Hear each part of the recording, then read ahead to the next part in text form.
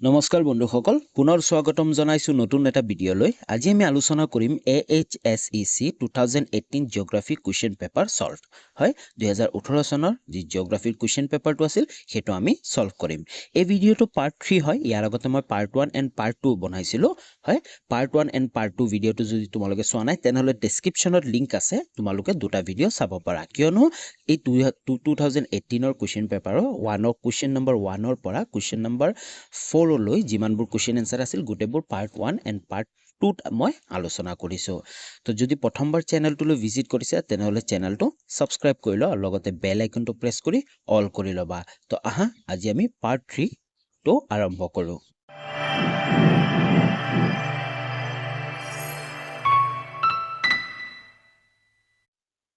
Already মই তোমালোকক ক'লোৱে যে যিমানবোৰ আগৰ কুৱেশ্যন এনসাৰবোৰ আছিল সেই কুৱেশ্যন এনসাৰবোৰ পাৰ্ট 1 এণ্ড পাৰ্ট 2 ভিডিঅ'ত আলোচনা কৰিছো তো আজি আমি 5 নম্বৰ কুৱেশ্যনৰ পৰা যিমানবোৰ কুৱেশ্যন আছে 5 ৰ আন্ডাৰত সেই গোটেইবোৰ আলোচনা কৰিম 5 নম্বৰ কুৱেশ্যনটো আমাক কি কৈছে তলত দিয়া প্ৰশ্নসমূহৰ উত্তৰ দিয়া হয় প্ৰতিটো প্ৰশ্নৰ কাৰণে 5 নম্বৰ আছে তিনটা লিখিব দিব আমাক আমি গোটেইকেইটাৰে এনসাৰ আলোচনা কৰিম তো এ নম্বৰ কুৱেশ্যনটো আমাক কি কৈছে উন্নয়নশীল দেশৰ পৌৰ বসতি বা গ্ৰাম্য বসতিৰ সমস্যাসমূহৰ বিষয়ে আলোচনা কৰা উন্নয়নশীল দেশ যেনে আমাৰ ভাৰতবৰ্ষখনে এখন উন্নয়নশীল দেশ সেই দেশখনৰ কি কৈছে পৌৰ বসতি বা গ্ৰাম্য বসতিৰ সমস্যাসমূহৰ বিষয়ে আলোচনা কৰা তোমালোকে ডাইৰেক্ট ভাৰতবৰ্ষৰ বিষয়ে লিখিব পাৰা কিন্তু মেনশন কৰি দিবা উন্নয়নশীল দেশৰ ভিতৰত এটা ভাৰতবৰ্ষৰ কথা আমি আলোচনা কৰিম ওকে উত্তৰটো চোৱা ভাৰতবৰ্ষত দ্ৰুতগতিত বাঢ়ি অহা নগৰীয়া জনসংখ্যাই অৱশ্যে নগৰীয়া অঞ্চলবোৰত নানা প্ৰকাৰৰ সমস্যাৰো সৃষ্টি কৰিছে নগৰত দ্ৰুতগতিত বৃদ্ধি হোৱা জনসংখ্যাই নগৰৰ আকাৰ বা আয়তন বৃদ্ধি দুয়োটাই বিবিধ সমস্যাৰ সৃষ্টি কৰিছে হয় তাৰপিছত কি কৈছে নগৰবোৰত বিভিন্ন সা সুবিধাৰ সন্ধানত প্ৰতিদিনে নগৰলৈ জনখোজ বোৱাৰ লগে লগে ভাৰতৰ নগৰ মহানগৰবোৰৰ পৰিকল্পিত পৰিবৃদ্ধিত হেঙাৰ স্বৰূপ হৈ পৰিছে হয় যি চহৰ অঞ্চললৈ গাঁও অঞ্চলৰ পৰা বেছিভাগ মানুহ কি চহৰ অঞ্চললৈ গতি কৰিছে কাৰণ উন্নয়নশীল দেশ হয় লাহে লাহে উন্নয়নৰ ফালে আগবাঢ়ি আছে হয় তাৰ কাৰণে কি চহৰ এই যি গাঁও অঞ্চল আছে গাঁও অঞ্চলৰ পৰা বেছিভাগ মানুহ চহৰ অঞ্চললৈ তেওঁলোকে গৈ আছে তাৰ ফলত বহুত সমস্যাৰ সৃষ্টি হৈ আছে তাৰপিছত কি কৈছে এনেকুৱা লোকসকল অৰ্থনৈতিকভাৱে পিছপৰা হোৱা বাবে নগৰৰ প্ৰান্তীয় অঞ্চলবোৰত বসবাস কৰিবলৈ লয় আৰু এই যি গাঁও অঞ্চলৰ পৰা মানুহবোৰ গৈ আছে চহৰ অঞ্চলত তেওঁলোকে অৰ্থনৈতিকভাৱে পিছপৰা তাৰ কাৰণে কি হয় নগৰ অঞ্চলৰ যি প্ৰান্তীয় অঞ্চলবোৰ আছে তাত বসবাস কৰিবলৈ লয় তাৰপিছত কি কৈছে এনেবোৰ অঞ্চলত অপৰিকল্পিতভাৱে নিৰ্মাণ কৰা ঘৰ দুৱাৰ অস্বাস্থ্যকৰ হয় আৰু পৌৰ সা সুবিধা প্ৰদানত যথেষ্ট অসুবিধাৰ সৃষ্টি কৰে আৰু তেওঁলোকে যোন যি এই প্ৰান্তীয় অঞ্চলবোৰত বাস কৰে সেই অঞ্চলবোৰত অপৰিকল্পিতভাৱে নিৰ্মাণ কৰা হয় ঘৰ দুৱাৰ হয় অস্বাস্থ্যকৰ হয় আৰু পৌৰ সা সুবিধা প্ৰদানত যথেষ্ট অসুবিধাৰ সৃষ্টি কৰে তাৰপিছত চোৱা এনেবোৰ অঞ্চলকে বস্তি অঞ্চল বোলে আৰু বস্তি অঞ্চলবিলাকে নগৰৰ সামাজিক তথা অৰ্থনৈতিক পৰিৱেশ বাৰুকৈয়ে প্ৰদূষিত কৰে আৰু এই অঞ্চলবোৰক কি বুলি কোৱা হয় বস্তি অঞ্চল হয় ইয়াৰ আগতে আমি কুৱেশ্যন এটাত পঢ়িছিলো বস্তি অঞ্চলৰ বিষয়ে যেনে আমাৰ মুম্বাইৰ ধাৰাবি অঞ্চলটো হয় এই অঞ্চলবোৰ কি হয় বস্তি অঞ্চল আৰু এই অঞ্চলবোৰে কি কয় নগৰৰ সামাজিক তথা অৰ্থনৈতিক পৰিৱেশত বাৰুকৈয়ে প্ৰদূষিত কৰে আনহাতে যদিহে নগৰসমূহ অপৰিকল্পিতভাৱে গঢ়ি উঠে তেনেহলে এই নগৰত বাস কৰা নাগৰিকৰ মাজত শান্তি শৃংখলা স্বাস্থ্য আদি সকলো ক্ষেত্ৰতে বিনষ্ট হৈ পৰে নেক্সট কি কৈছে নগৰৰ আৱাসিক অঞ্চলত শিল্প প্ৰতিষ্ঠান গাড়ী মটৰৰ গেৰেজ আমোদ প্ৰমোদ জাতীয় অনুষ্ঠান প্ৰতিষ্ঠান গঢ়াৰ ফলত জনসাধাৰণৰ শান্তি বিনষ্ট হয় আনহাতে সেউজ বলয়বোৰত উদ্যোগ ৰাসায়নিক সাৰ কাৰখানা প্ৰতিষ্ঠা কৰাৰ ফলত বায়ুমণ্ডল প্ৰদূষিত হৈ জনজীৱন বিপন্ন কৰি পেলায় উল্লেখযোগ্য যে ভাৰতীয় নগৰ মহানগৰবোৰ এনেকুৱা সমস্যাৰে সদায়ে জৰ্জিত হৈ মানুহক নগৰীয়া জীৱনৰ প্ৰতি লাহে লাহে বিকশিত কৰিবলৈ লোৱা দেখা গৈছে হয় এইবোৰ সমস্যাৰ কাৰণে কি হয় কি কৈছে যেনেকুৱা গাড়ী মটৰৰ গেৰেজ আমোদ প্ৰমোদ জাতীয় অনুষ্ঠান গঢ়াৰ ফলত কি জনসাধাৰণৰ শান্তি বিনষ্ট হয় আনহাতে সেউজ বলয়বোৰ যেনেকৈ উদ্যোগবোৰ হয় ৰাসায়নিক সাৰৰ কাৰখানা প্ৰতিষ্ঠা কৰাৰ ফলত কি বায়ুমণ্ডল প্ৰদূষিত হৈ জনজীৱন বিপন্ন কৰি পেলায় ওকে বুজি পালা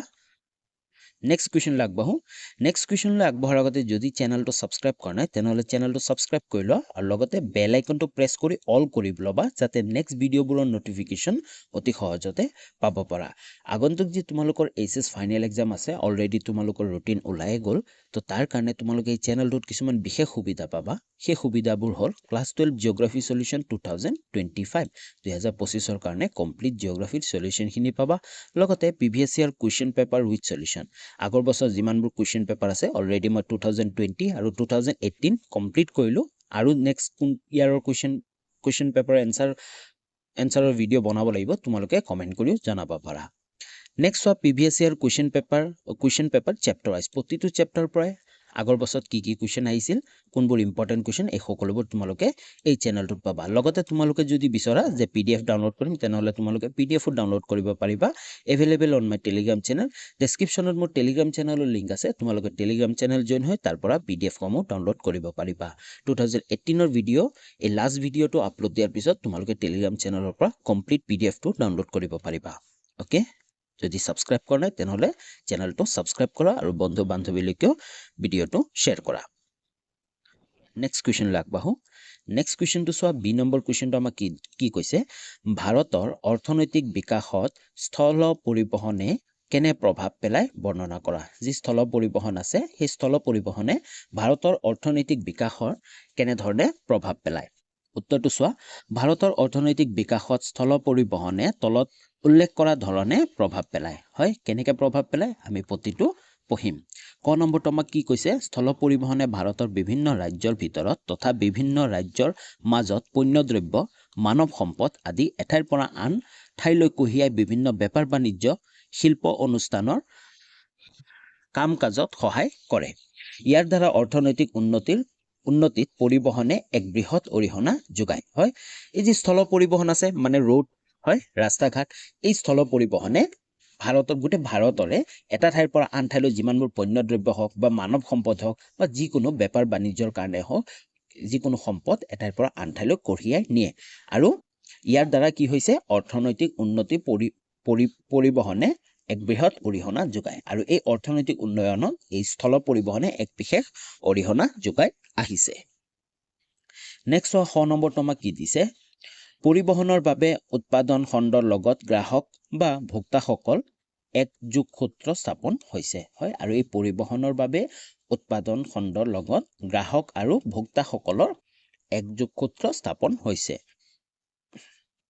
নেক্সট গ নম্বৰটো আমাক কি কৈছে ভাৰতৰ প্ৰযুক্তি উন্নতিৰ জৰিয়তে অৰ্থনৈতিক উন্নতিত স্থল পৰিবহণে বিশেষ ভূমিকা গ্ৰহণ কৰিছে ঘ নম্বৰটো কি কৈছে স্থল পৰিবহণৰ বাবে বিভিন্ন ধৰণৰ উদ্যোগ আদি স্থাপন আৰু উন্নয়ন সম্ভৱ হৈছে হয় আৰু এই স্থল পৰিবহণৰ বাবে বিভিন্ন ধৰণৰ উদ্যোগ আদি স্থাপন হৈছে হয় কাৰণ উদ্যোগ এটা স্থাপন কৰিব হ'লে বিভিন্ন ধৰণৰ সা সামগ্ৰী কেঁচামাল লাগিব হয় আৰু এই স্থল পৰিবহণৰ বাবে এই সকলোবোৰ সম্ভৱ হৈছে যে য'তে ত'তে বা য'তে মানে উদ্যোগ এটা স্থাপন কৰাৰ বহুতখিনি সহায় হৈছে নেক্সট নম্বৰটো কি কৈছে অৰ্থনৈতিকভাৱে পিছপৰা ঠাইসমূহ অৰ্থনৈতিক উন্নতিৰ বাবে স্থল পৰিবহণে ব্যৱস্থা একমাত্ৰ বিশেষ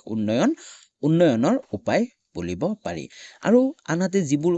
অৰ্থনৈতিকভাৱে পিছপৰা ঠাই আছে সেই ঠাইবোৰকো উন্নতিৰ ফালে আগবঢ়াই নিবৰ কাৰণে স্থল পৰিবহণ একমাত্ৰ বিশেষ উন্নয়নৰ উপায় বুলিব পাৰি হয় কাৰণ সেই উন্নত ঠাইখিনিৰ কাৰণে স্থল পৰিবহণ একমাত্ৰ সুবিধা যাৰ ব্যৱহাৰ কৰি সেই ঠাইটো উন্নতিৰ ফালে গতি কৰিব পাৰে অ'কে তো বুজি পালা বি নম্বৰ ভাৰতৰ অৰ্থনৈতিক বিকাশত স্থল পৰিবহণে কেনে প্ৰভাৱ পেলায় অ'কে নেক্সট কুৱেশ্যন আগবাঢ়ো নেক্সট কুৱেশ্যনটো চোৱা চি নম্বৰ কুৱেশ্যনটো আমাক কি কৈছে অসমৰ জলবায়ুৰ এটি চমু বৰ্ণনা দিয়া হয় আমাৰ অসমৰ জলবায়ুৰ এটা চমু বৰ্ণনা দিব দিছে তোমালোকে উত্তৰটো ভালকে চাবা অসমৰ জলবায়ুক উপক্ৰান্তীয় হাৰাংশী মৌচুমী শ্ৰেণীৰ ভিতৰত ধৰা হয় যদিও জহনৰ বিভিন্ন অৱস্থানৰ জলবায়ুৰ মাজত ভালেমান প্ৰভেদ অতিশয় স্পষ্ট ৰূপত দেখা যায় অক্ষাংশ আৰু মৌচুমী বায়ুৰ গতিবিধিৰ উপৰিও ৰাজ্যখনৰ ভিন ভিন এলেকাৰ শিলবায়বীয় প্ৰতিৰূপ ৰাজ্যৰ এই ভূখণ্ডটো ভৌগোলিক অৱস্থান আৰু ভূ আকৃতিৰ প্ৰভৃতিৰ। তাৰপিছত কি কৈছে, আন এলানি নিৰ্ণায়ক কাৰকৰ দ্বাৰা প্ৰভাৱান্বিত হৈ আছে। সেয়েহে সৰ্বভাৰতীয় অথবা গোলকীয় পৰিসৰত প্ৰকাশ পোৱা উপক্ৰান্তীয় মৌচুমী জলবায়ু আদৰ্শ অৱস্থা এটা অসমত দুষ্প্ৰাপ্য। তাৰপিছত কি কৈছে, ক্লডিমিৰ কোপেনৰ প্ৰদৰ্শিত জলবায়বীয় প্ৰতিৰূপ অনুসৰি অসমৰ জলবায়ুক উপক্ৰান্তীয় সাৰাংশিক গুৰুতাপী লক্ষণৰ জলবায়ু অন্তৰ্ভুক্ত কৰি অহা হৈছে। যি ক্লডিমিৰ কোপেন তেওঁৰ যি জলবায়বীয় প্ৰতিৰূপ আছে, সেই প্ৰতিৰূপ অনুসৰি অসমৰ জলবায়ু কি বুলি কৈছে, উপক্ৰান্তীয় সাৰাংশিত গুৰুতাপী লক্ষণৰ জলবায়ু অন্তৰ্ভুক্ত কৰি অহা হৈছে। তাৰপিছত কি কৈছে, কিন্তু বাস্তৱ ক্ষেত্ৰত অসমৰ ভিন ভিন ঠাইত ডিচেম্বৰ আৰু জানুৱাৰী মাহৰ সময়ছোৱাত 13 ছেণ্টিমিটাৰ পৰ্যন্ত বৰষুণ হোৱা দেখা যায়। হয়, কিন্তু বাস্তৱ সময়ত কি দেখা যায় যে ডিচেম্বৰ আৰু জানুৱাৰী মাহৰ সময়ছোৱাতো বিভিন্ন ঠাইত 13 ছেণ্টিমিটাৰ পৰ্যন্ত বৰষুণ হোৱা দেখা যায়। আকৌ সমগ্ৰ গংগেয় ক্ষেত্ৰতে প্ৰখৰ উত্তাপ আৰু বৃষ্টিহীন গ্ৰীষ্ম ঋতুৰূপে চিহ্নিত এপ্ৰিল আৰু মে মাহৰ সময়ছোৱা অসমৰ বেলিকা অবিৰত বৃষ্টিমুখৰ হৈ থকাৰ ফলত তাপমান ঠিক উত্তৰ ভাৰতৰ ফেব্ৰুৱাৰী মাহৰ নিচিনা হয়। আৰু তাৰপিছত কি কৈছে যে আকৌ সমগ্ৰ গংগেয় ক্ষেত্ৰৰ প্ৰখৰত উত্তাপ আৰু বৃষ্টিহীন গ্ৰীষ্ম ঋতুৰূপে চিহ্নিত এপ্ৰিল আৰু মে মাহৰ সময়ছোৱাত অসমত কি হয়, অসমৰ বেলিকা কি হয়, অবিৰত বৃষ্টিমুখৰ হৈ থকাৰ ফলত তাপমান ঠিক উত্তৰ ভাৰতৰ ফেব্ৰুৱাৰী মাহৰ নিচিনা হয়। তাৰপিছত কি কৈছে, অসমৰ জলবায়ুৰ বেলিকা মৌচুমী বতাহ বৃষ্টিপাতৰ প্ৰধান কাৰণ হ'লেও ই একমাত্ৰ কাৰণ নহয়। ঠিক সেইদৰে ৰাজ্যখনৰ বিভিন্ন অৱস্থানত অনুভূত বায়ুমণ্ডলীয় তাপমানৰ ওপৰত অক্ষাংশ অথবা উচ্চতাৰ পৰিৱৰ্তে বৃষ্টিপাত মাসিক বিতৰণহে সৰ্বাধিক শক্তিশালী কাৰক হৈ থাকে। ইফালে ভাৰতৰ অন্যতম বিৰল বুলিব পৰাকৈ অসমৰ জলবায়ুত গ্ৰীষ্ম বুলিব পৰাকৈ কোনো এক নিৰ্দিষ্ট সময়সীমা নাই। কি কৈছে আমাক, ইফালে ভাৰতৰ অন্যতম বিৰল বুলিব পৰাকৈ অসমৰ জলবায়ুত গ্ৰীষ্ম বুলিব পৰাকৈ কোনো এক নিৰ্দিষ্ট সময়সীমা নাই। মে ছেপ্টেম্বৰ মাহৰ ভিতৰত তুলনামূলকভাৱে বৃষ্টিহীন অৱস্থাৰ দিনকেইটাক গ্ৰীষ্মৰ দিন ৰূপে চিহ্নিত কৰিব পাৰি। অ'কে, বুজি পালা তোমালোকে? চি নম্বৰ অসমৰ জলবায়ু এটি চমু বৰ্ণনা। তোমালোকে ভিডিঅ'টো পজ কৰিও গোটেইখিনি এনচাৰ পঢ়ি ল'ব পাৰা বা PDF-টো ডাউনলোড কৰি গোটেইখিনি পঢ়িব পাৰা। নেক্সট কুৱেশ্যনলৈ আগবাঢ়ো। নেক্সট কুৱেশ্যনটো চোৱা, ডি নম্বৰ কুৱেশ্যনটো আমাক কি কৈছে, ভাৰতবৰ্ষৰ এখন নক্সাত তলত দিয়া স্থান আৰু নদীসমূহ বহোৱা। হয়, প্ৰতি বছৰে তোমালোকে ধৰি ল'বা যে 5 মাৰ্কছ তোমালোকৰ ভাৰতৰ মেপটো আঁকিব আহিবই। হয়, 5 মাৰ্কছ মেপটো আঁকিব আহিব। আৰু মই বেছি তোমালোকক ৰেকমেণ্ড কৰিম যে তোমালোকে 4টা কুৱেশ্যন দিব, 4টা কুৱেশ্যনৰ পৰা যিকোনো 3টা কৰিব দিব। তোমালোকে কেৱল কুৱেশ্যনকেইটাই নকৰিবা। হয়, তোমালোকে ভালকে ভাৰতৰ মেপটো কেনেকৈ আঁকে সেইটো চাই ল'বা, ইজি টেকনিকবোৰ চাই ল'বা যে ভাৰতৰ মেপটো কেনেকৈ আঁকে। অলৰেডি মই এটা ভিডিঅ' বহুত আগতে বনাইছিলোঁ। ডেছক্ৰিপশ্যনত মই ভাৰতৰ মেপটো কেনেকৈ অতি সহজতে আঁকিব পাৰে তাৰ ভিডিঅ'ৰ লিংকটো মই তলত দি দিম, তোমালোকে ভিডিঅ'টো চাই ল'বা। হয়, কাৰণ এই মেপটো যদি তোমালোকে অঁকা আৰু যিবোৰ বহাব আহিব, হয় ৰাজ্যৰ দুখন ৰাজধানী বহাব আহিব পাৰে বা দুখন নদী বা দুখন মহানগৰ বা দুখন ঠাইৰ নাম দিব পাৰে, তোমালোকে যদি বহাই দিয়া তোমালোকে 5ৰ ভিতৰত 5 পাব পাৰিবা। অ'কে, তো আমি চাই লওঁ কি কৈছে আমাক। দুখন ৰাজ্যৰ ৰাজধানী মুম্বাই আৰু ইম্ফল বহাব দিছে, আৰু লগতে দুখন নদী বহাব দিছে, মহানদী আৰু কপিলী। হয়, ভাৰতৰ মেপটো ধুনীয়াকৈ আঁকি লৈ তোমালোকে ধুনীয়াকৈ য'ত যি থাকে সেইখিনি বহাব পাৰা। অ'কে, তো আমি চাই লওঁ। 1 নম্বৰ মুম্বাই। হয়, এইটো মুম্বাই,